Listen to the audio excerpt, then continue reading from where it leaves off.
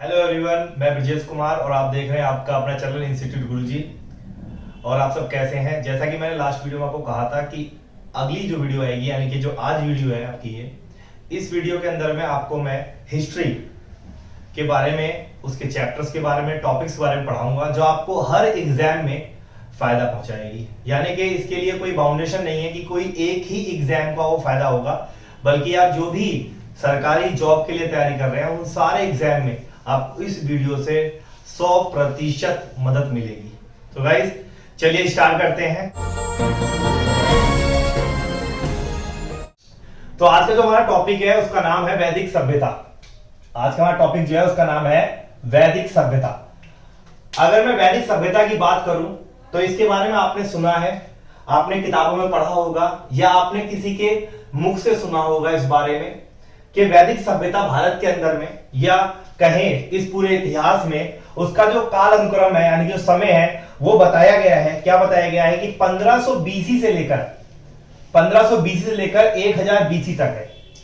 और इसी में एक उत्तर वैदिक काल है जो बताया गया है 1000 बीसी से लेकर 600 बीसी तक है। अब यहां एक बात जाननी है कि बीसी होता क्या असल में बीसी का मतलब क्या है? बीसी का मतलब होता है बिफोर क्राइस्ट, मतलब ईसा मसीह के जन्म से उतने साल पहले का कालक्रम। मतलब यहां बात बोली जा रही है कि यीशु के जन्म से 1500 साल पहले, और यहां पर ईसा के जन्म से 1000 साल पहले, यानी कि बिफोर क्राइस्ट 1500 साल पहले और 1000 साल पहले। उत्तर वैदिक काल की बात करें तो इसका जो समय है, इसका समय पीरियड क्या है? इसका समय पीरियड है 1000 बीसी से लेकर 600 बीसी तक। सो गाइस, इसके अंदर हम ये जानने की कोशिश करेंगे जो वैदिक सभ्यता, जिसको दो भागों में बांटा गया, जिसका नाम पड़ा ऋग्वैदिक काल और एक उत्तर वैदिक काल। और अगर इन दो टॉपिक की बात करें तो इसके अंदर सबसे जरूरी जो है वो ये जानना है कि जो आर्यों का आगमन है, यानी कि जो आर्य है, आपने आर्य के बारे में सुना होगा, आपने पढ़ा भी होगा इस बारे में कि आर्यों का वर्णन हमारी कई पुस्तकों में मिला है। जैसे आपने 12th क्लास में पढ़ा होगा इस बारे में, और अगर आप ग्रेजुएशन कर रखे हैं, आपने 12वीं कर रखी है, 12वीं बाद पढ़ाई करी आपने कॉलेज किया, तो उसमें भी आपने कहीं ना कहीं इसके बारे में पढ़ा होगा या सुना होगा, या अगर आप कॉम्पिटिशन की तैयारी कर रहे हैं उसमें भी आपने इसको कई बार सुना होगा और पढ़ा होगा। सो गाइस, मैं इसमें यही बात कर रहा हूं कि आर्यों का आगमन, अगर मैं इसकी बात करूं तो हमने पाया है, और आपने अगर पढ़ा होगा तो आपको मालूम पड़ जाएगा कि आर्य सर्वप्रथम, अगर बात की जाए कि सर्वप्रथम आर्य भारत में अगर आए तो कहां आए? जैसा कि तुम जानते हो कि भारत तो 1947 के बाद बिखरा या टूटा या विभाजित हुआ, बट इससे पहले भारत काफी विशाल था, काफी बड़ा था, उसका एरिया काफी बड़ा था। तो उस एरिया में पूरा पंजाब आता था, पूरा अफगानिस्तान आता था, ऑलमोस्ट से ज्यादा। तो ये कहा जाता है कि आर्य सर्वप्रथम अगर भारत में कहीं आए थे तो वो पंजाब और अफगानिस्तान में आके बसे थे। यहां पर आके बसे थे पंजाब में और अफगानिस्तान में। जैसा कि आप जानते हो कि पाकिस्तान के पास भी थोड़ा सा पंजाब है, जैसे हमारे पास पंजाब है वैसे पाकिस्तान के पास पंजाब है। अगर आपने कभी सुना होगा तो आपको पता होगा इस बारे में, मिल्खा सिंह, जब भारत हमारा आजाद हुआ और भारत का विभाजन होने की बात हो गई थी तो मिल्खा सिंह की पूरी फैमिली को वहां मार दिया था। उसके बाद मिल्खा सिंह भारत में आए थे अपने उस पंजाब से, यानी कि पंजाब का कुछ हिस्सा भारत के पास है और कुछ हिस्सा पंजाब का पाकिस्तान के पास है। तो बात करते हैं, यहां बात कर रहा हूं मैं पंजाब और अफगानिस्तान, इस दो जगहों में बात की गई है कि आर्य जो थे सर्वप्रथम यहीं आके वो बसे थे। अब यहां एक बात आती है, एक हमारे विद्वान है जिनका नाम है, या विद्वान बोले या इतिहासकार बोले, उनका नाम मैक्स मूलर। मैक्स मूलर क्या कहते हैं? मैक्स मूलर ने कहा कि आर्यों का, जो भारत में आर्य आए, कहीं से भी आर्य वास्तव में थे कहां पर? तो ये कहा जाता है कि जो आर्य थे वो मूल निवासी थे। कहां के मूल निवासी थे? मध्य एशिया के मूल निवासी थे। ऐसा कहा जाता है कि जो आर्य थे वो मध्य एशिया के मूल निवासी थे। कहां के थे? मध्य एशिया के मूल निवासी थे, और मध्य एशिया से वो भारत में आए थे। अब यहां एक बात और आती है कि जो आर्यों द्वारा जो निर्मित सभ्यता थी, ये कहा जाता है कि वैदिक, अगर बात करूं वैदिक सभ्यता के बारे में, वैदिक सभ्यता असल में थी क्या? तो देखो, आर्यों ने किसी एक सभ्यता का निर्माण किया था, या कहें आर्यों के द्वारा एक सभ्यता निर्मित हुई थी, और उसी सभ्यता को वैदिक सभ्यता का नाम दिया गया। ये कहें कि जो सभ्यता उस समय निर्मित हुई थी आर्यों द्वारा, उसी को वैदिक सभ्यता कहा गया। अच्छा, एक बात और है कि ऋग्वेद, अगर मैं ऋग्वेद की बात करूं, पता है हमारे धर्मशास्त्र में बताया गया कि सबसे पुराना वेद ऋग्वेद है, और ऋग्वेद 10 मंडलों में बटा हुआ है, आपको पता होगा। मैं आपको बताना चाहता हूं जो ऋग्वेद है उसमें अश्व, अश्व मतलब क्या होता है? अश्व मतलब होता है घोड़ा, और गो मतलब हो गया आपका गाय, ऋषभ का मतलब क्या है? बैल, ये बैल है। अब यहां एक बात और है जो बहुत जरूरी जानना है आपको, कि ऋग्वेद में इन सबका वर्णन कैसे कैसे किया गया है। ये कहा जाता है घोड़ा, घोड़े का वर्णन ऋग्वेद में 215 बार किया गया। घोड़ों का वर्णन ऋग्वेद में 215 बार किया गया। ऐसे ही गाय का वर्णन, गाय का वर्णन ऋग्वेद में लगभग 170 बार किया गया है, और बैल का वर्णन लगभग 176 बार बैल का वर्णन हमारे ऋग्वेद में किया गया है। थोड़ा इसमें कंफ्यूजन है, 170 176 है, लेकिन 170 176 आप मान सकते हैं, क्लियरली आंसर सही है ये। आगे चलते हैं, जो आर्य संस्कृति है, क्या कहते हैं? आर्य संस्कृति। अगर मैं आर्य संस्कृति की बात करूं तो इसमें दाह संस्कार आर्य सभ्यता या संस्कृति का भाग था। दाह संस्कार, अगर दाह संस्कार की बात करूं तो हमारे यहां दाह संस्कार में अगर पहले की बात की जाए, प्राचीनतम की बात की जाए, तो शवों को जलाया भी जाता था, शवों को दफनाया भी जाता था, और कहीं कहीं पर पाया गया है कि शवों को बहते जल में उनको प्रभावित कर दिया जाता है, उनको बहा दिया जाता था। इसके साथ साथ इसमें अग्नि पूजा हिंद आर्यों एवं हिंद ईरानियों की मुख्य विशेषता बताई गई है। यह कहा गया है कि उस समय जो हिंद आर्य थे और जो हिंद ईरानी थे, ये सब अग्नि पूजा किया करते थे। मतलब वहां पर अग्नि पूजा प्रचलित थी, और वो अग्नि पूजा का ही प्रयोग किया करते थे अपने धर्म शास्त्रों में या कहें अपनी संस्कृति में। इसके साथ साथ पशु बलि, पशु बलि आर्य संस्कृति का महत्वपूर्ण अनुष्ठान था।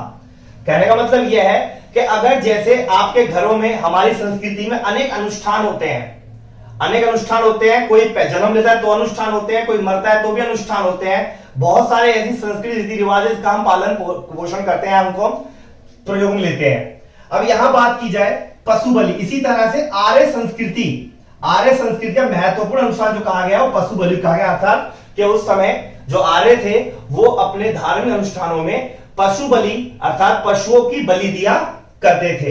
एक बात ध्यान रखना, नोट करके, बहुत जरूरी बात है वाली, कि प्राचीनतम समय में पशुपालन दूध एवं इससे बनी वस्तुओं के लिए गाय नहीं पालते थे। कहा जाता है कि जो आर्य थे या उस समय उससे पहले के जो लोग थे वो पशुपालन तो करते थे, वो पशुओं को तो पालते थे, लेकिन उनका मोटिव पशुओं को पालने का ये नहीं था कि उससे दूध लेना है और दूध से बनी चीजों का प्रयोग करना है। वो कभी भी पशुपालन इसलिए नहीं किया उन्होंने कि दूध से और दूध से बनी वस्तुओं का उनको प्रयोग करना है या उसके लिए वो पालते थे। और बात करते हैं यहां पर स्वास्तिक, जिसको आप कहते हैं, जो चीज आपने देखा होगा इसके बारे में, सतिया से कहते हैं, सतिया, ये सतिया बनाते हैं ऐसे। तो ये कहा जाता है कि जो स्वास्तिक चिन्ह जो था वो आर्यों से लिया गया। कहा जाता है कि आर्यों का जो चिन्ह था या आर्यों का जो सांस्कृतिक सिंबल था वो ये था स्वास्तिक, जिसको आप सतिया कह सकते हो आप, ठीक है, जो हमारे घरों में, आपके घरों में बोला जाता है इस बारे में। और अगर बात की जाए गाइस, अगर आपको ये समझ में आ रहा है तो प्लीज वीडियो को ज्यादा से ज्यादा लाइक जरूर करना। आगे चलते हैं, भारत में आर्यों का आगमन बोलो या भारत में आर्यों के आने की बात करी जाए। अगर मैं यहां बात बताऊं आपको, तो भारत में आर्यों की जानकारी ऋग्वेद से मिलती है। अगर आपको आर्यों के बारे में सही जानना है, उसको डिटेल में जानना है कि आर्य वास्तव में आर्य क्या है, तो उसकी जानकारी आपको ऋग्वेद से मिलती है। ये क्वेश्चन एग्जाम में पूछ सकते हैं कि वास्तविक रूप से आर्यों की जानकारी कहां से मिलती है, तो उसकी जानकारी मिलती है ऋग्वेद से। और बात की जाए ऋग्वेद हिंदी आर्य भाषाओं का प्राचीनतम ग्रंथ है। जो ऋग्वेद है वो हिंदी आर्य भाषाओं का प्राचीनतम ग्रंथ है, यानी कि ऋग्वेद के अंदर आर्यों से जुड़ी लगभग सारी जानकारियां उपलब्ध हैं। इसके साथ साथ भारत में आर्य, ये बताया, एक बात ध्यान से नोट कर लीजिएगा, क्योंकि ये क्वेश्चन एग्जाम में पूछा जाता है कि भारत में आर्यों का आगमन कब हुआ। तो ये कहा जाता है कि 1500 बीसी में यानी कि बिफोर क्राइस्ट, 1500 बिफोर क्राइस्ट, यानी कि ईसा के जन्म से 1500 साल पहले इनका आगमन हुआ भारत में। और आगमन कोई आसान तो हुआ नहीं। अगर आप किसी और जगह से किसी और जगह जाओगे तो वहां जाते आप शासन तो कर नहीं लोगे, वहां कोई ना कोई तो होगा। तो यहां भी था। आप पूछोगे कौन था, तो जी दास और दास्यु ये लोग यहां पर थे। तो इन लोगों से आर्यों को संघर्ष करना पड़ा। कहने का मतलब यह है आर्यों के लिए यहां बसना कोई आसान काम नहीं था। और सिर्फ इन्होंने एक संघर्ष नहीं, ऐसे कितने ही संघर्ष करे हैं और लड़े हैं। मैं इस वीडियो में सारी बातें ऐड नहीं कर सकता था क्योंकि मुझे बोर्ड पर बार बार बात को लिखना पड़ रहा है, और साथ साथ बात जरूरी यह है कि वीडियो बहुत लंबी हो जाएगी, फिर आपको भी पसंद नहीं आएगी। आगे बात करते हैं, तो इसलिए मैंने सिर्फ उतनी बात की जो जरूरी है, जो खास बातें थी आर्यों से जुड़ी हुई, मैंने उन बातों को इसमें शामिल किया है। अगर कोई बात रह जाएगी तो उस बात को मैं नेक्स्ट में जरूर शामिल करने की पूरी कोशिश करूंगा। यहां पर बात आती है कि आखिर आर्य भारत में आके एकदम बस गए, ऐसा क्या रीजन था भाई, उन पे ऐसी कौन शक्ति थी। तो ये कहा जाता है कि आर्यों की सबसे बड़ी शक्ति थी अश्वचलित रथ, यानी कि उनके पास जो रथ थे उसमें घोड़े बंधे हुए थे, और घोड़ों की ताकत आप अच्छे जानते हो, घोड़ों की स्पीड रफ्तार भी अच्छे जानते हैं आप। तो वो अपने प्रत्येक जहां भी वो जाते थे, जहां भी युद्ध लड़ते थे, जहां भी संघर्ष करते थे, तो वो अपने अश्वचलित रथों का प्रयोग करते थे। एक बात माननी पड़ेगी कि जहां जहां उन्होंने अश्वचलित रथों का प्रयोग करा वहां वहां उनको जीत मिली है, यानी कि वो विजयी रहे हैं। इसके साथ साथ एक बात आती है कि जो भारत का नाम भारत पड़ा या भारतवर्ष पड़ा, वो क्यों पड़ा। तो भैया वहां भरत और त्रिशु आर्यों के शासक वंश थे। जब यहां पर भारत में आर्य बस गए तो एक कुल बसा, एक कुल कहें या फिर उनकी एक शासक व्यवस्था कहें, तो वो भरत और त्रिशु आर्यों के शासक यहां वंश बसे हुए थे।